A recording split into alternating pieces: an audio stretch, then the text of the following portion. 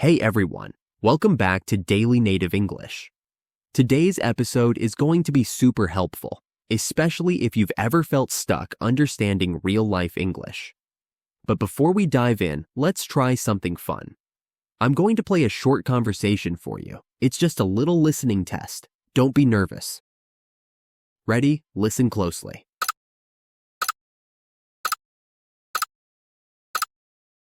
Hi, Jules. I'm Ben, your new intern. I'm glad you also see the humor in this. Be hard not to. So, Ben, I was gonna say, what is a nice guy like you doing at a place like this? But Cameron gave me the drill, so can I just be honest with you? Please. I'm not gonna have a lot for you to do. That's the truth. And you being assigned to me is kind of just for me to set an example for the rest of the team. So, how was that?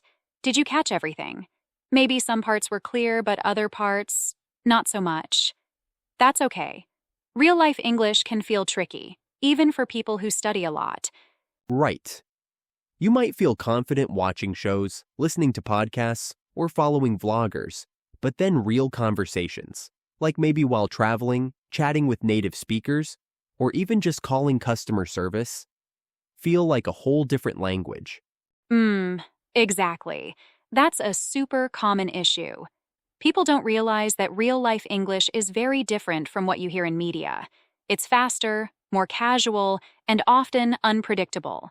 Yeah, but don't worry. We've got you covered. Have you ever experienced this before? Like, maybe you thought, hey, I'm pretty good at English, but then struggled in a real conversation? Share your story in the comments. We'd love to hear it. And stick with us today, because we're breaking it all down.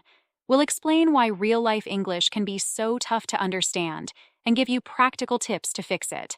Don't forget to grab the free PDF we made for you. Ready? Let's go. All right, let's break down why real-life English can feel so tough to understand. First up, speed of speech. Have you noticed that podcasts, TV shows, and vlogs usually sound clear and easy to follow? There's a reason for that. Right. In those, the speakers usually slow down. It's intentional. They want you to hear every word clearly, well, like what we're doing now. Plus, they're performing or telling a story, so the pacing is more controlled. But in real life, that's a whole different ballgame. People aren't performing. They're just talking naturally, and that usually means much faster speech. Like when you're chatting with friends or asking for directions, no one's thinking like, let me slow down for clarity. They just go at their normal speed. And that's where learners often struggle. So, don't feel bad if fast speech trips you up. It's totally normal, and we'll share tips later to handle it. Now, on to the next reason, lack of clear themes or context. This one's a big deal. Yeah, in podcasts or TV shows, there's usually one topic or storyline that helps you guess what's coming next, even if you don't catch every word. But real conversations, they're all over the place. People jump between topics, interrupt each other, or bring up random stuff. There's no script to follow. And that makes it harder to keep up. 1 second, someone's talking about their weekend, and the next, they're asking if you've seen the latest movie. It's confusing if you're not used to it. Definitely. Now, let's talk about another challenge, background noise. Real life isn't as quiet as your living room when you're watching Netflix. Yeah, think about places like busy cafes, noisy streets, or phone calls with bad reception. There's always some kind of distraction. And if you're still getting used to English, that noise makes it way harder to pick out the words. Even native speakers sometimes struggle in those settings. So, if you felt overwhelmed by background noise, don't worry. You're not alone. Real-life listening is tricky, but it's something you can train for. The next big challenge is pronunciation habits. This one catches so many learners off guard. Totally. In real life, people don't pronounce every word clearly. Words often get shortened or mushed together, which makes it hard to catch what they're saying. Yeah, like instead of saying want to, most people just say wanna. Or did you turns into did ya. And here's a classic one. don't know becomes dunno. And in some places, you all just becomes y'all. These are super common, so if you've heard them and thought, wait, what? Don't worry. It's just how people naturally talk in casual situations. And we'll share some tips later on how to get used to these changes. But for now, let's talk about cultural context, another thing that can leave you scratching your head. Right.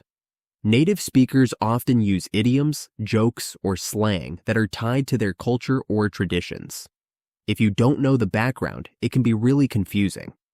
For example, if someone says, break a leg, they're not being mean. They're actually wishing you good luck. It's a theater saying. Or how about this one? Call it a day. Do you know what it means? It's just a way of saying, let's stop working and wrap things up. These phrases are everywhere in real-life English. If you're not familiar with them, it's easy to feel lost in a conversation. But don't worry. We'll also share ways to learn and practice these so you can start using them naturally too. But before that, let's go over some vocabulary.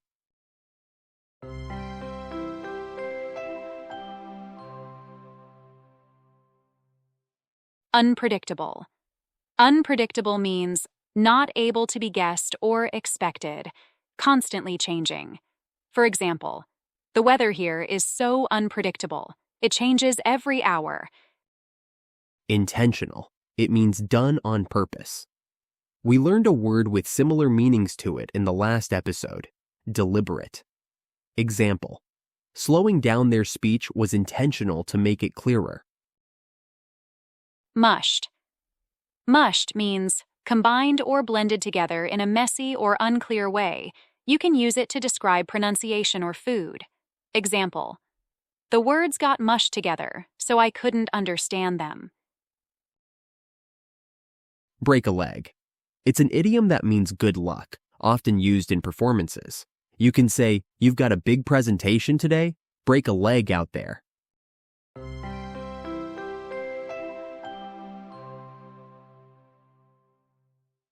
Now that we've talked about why real-life English is hard, let's focus on ways to improve. We've got some really effective tips for you. First up, immerse yourself in everyday English media.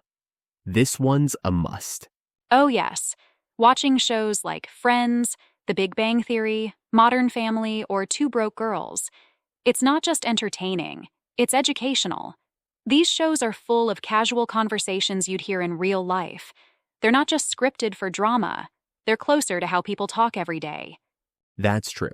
And if you're wondering how to get the most out of them, here's a tip. Start by watching with subtitles. Focus on the dialogue, learn how the characters speak, and note the phrases they use. Once you're familiar with the episode, watch it again without subtitles. This way, you train your ears to rely on listening instead of reading. That's a good way to go. Remember what we mentioned before? Mimic what the characters say. Try to match their pronunciation, tone, and even their pace. If someone says, "How's it going?" copy the way they say it. Pause the video, say the line, and replay it until you sound close. It might feel silly at first, but trust me, it works wonders. All right, moving on to tip 2. Practice online chats with native speakers. This one's a bit challenging, but so effective. It really is.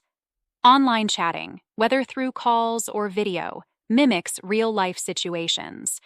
The sound might not always be clear, and that's actually a good thing. It prepares you for real-world challenges like background noise or unclear pronunciation. And don't be afraid to make mistakes during these chats. Apps like HelloTalk or Tandem are great for finding native speakers. You can start with simple greetings and gradually move to longer conversations. It's like having a language partner who helps you improve without pressure. Now let's talk about my favorite tip, building a mistake notebook. This is such a simple but powerful habit. It can really boost your learning. Oh yeah, a mistake notebook is like your personal learning tool. Whenever you hear a word you don't understand, or you say something wrong, write it down. Be specific. Write the sentence or the situation where it happened, so you can revisit it later. And don't just let those mistakes sit there. Review them regularly. Look up the correct word or phrase, practice saying it, and once you've mastered it, cross it out or delete it. It's like giving yourself small victories every time you fix something. It's so motivating. Here's another big one. Learn cultural context. This is about more than just the language. It's understanding how native speakers think and interact. Yeah, because cultural context explains so much about how people speak. For example, if someone says, a bad apple, they're not literally saying the apple is rotten. It just means a person who is dishonest or unpleasant and who has a negative influence on those around them. These kinds of phrases make sense when you know the culture behind them. And you can learn this by exploring traditions, holidays, or even the humor of the culture. Watch videos about common idioms or learn about their favorite holidays. The more you connect with the culture, the more natural the language feels. Well, lastly, let's talk about shadowing native speakers. If you've never tried it, you're missing out. This method is one of the quickest ways to sound more fluent. Here's how it works. Take a short audio or video clip, maybe 10 seconds long. Listen to it carefully, pause, and then repeat what you hear. Match the speaker's pronunciation, tone, and rhythm as closely as you can. It's like imitating them in real time. Start with simple sentences like, "What are you up to?" Then, work your way to more complex ones. You can even use clips from movies or interviews with your favorite actors. Repeat the same clip until it feels natural. It's almost like a workout for your mouth and ears. So, there you have it. These tips, watching everyday media, chatting online, keeping a mistake notebook, learning cultural context, and shadowing, are all steps that bring you closer to mastering real-life English. Give them a try, and don't be afraid to experiment with what works best for you.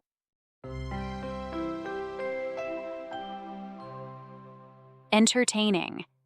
Entertaining means providing enjoyment or amusement. For example, watching Two Broke Girls is both entertaining and a great way to improve your English listening skills. Game changer. It refers to something that has a huge impact or creates a significant change. Example, shadowing native speakers was a game changer for my English pronunciation. Interact. It means to communicate or engage with others. Example, online chats help you interact with native speakers and improve your conversation skills. Lastly, we have an idiom, a bad apple. It refers a person or thing that negatively affects others in a group. For example, don't let one bad apple in your English class discourage you from practicing confidently.